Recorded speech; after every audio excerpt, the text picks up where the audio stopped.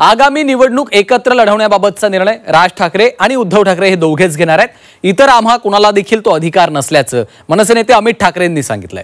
राज ठाकरे यांनी मातोश्रीवर जाऊन उद्धव ठाकरे यांना वाढदिवसाच्या शुभेच्छा दिल्या। त्यानंतर पुन्हा एकदा दोन्ही बंधू एकत्र येण्याच्या चर्चा सुरू झालेल्या आहेत।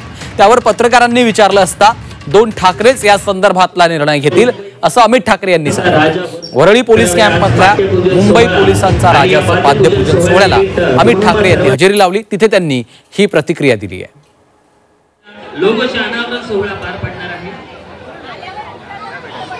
नक्कीच मला वाटतं उद्धव साहेबांचा वाढदिवस होता, त्याच्यामुळे राजसाहेब त्यांना शुभेच्छा द्यायला गेले।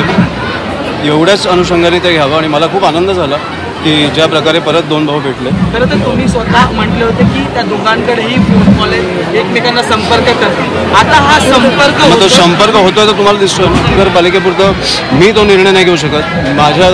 आमच्या पक्षाचा निर्णय हा फक्त राजसाहेब घेऊ शकतात। त्यांचा पण मला वाटतं उद्धव साहेबच घेऊ शकतात। त्याच्यामुळे मी जसं बोललो तसं ते दोन भाऊ सांगतील, आम्ही दोन भाऊ नाही बोलू शकतो।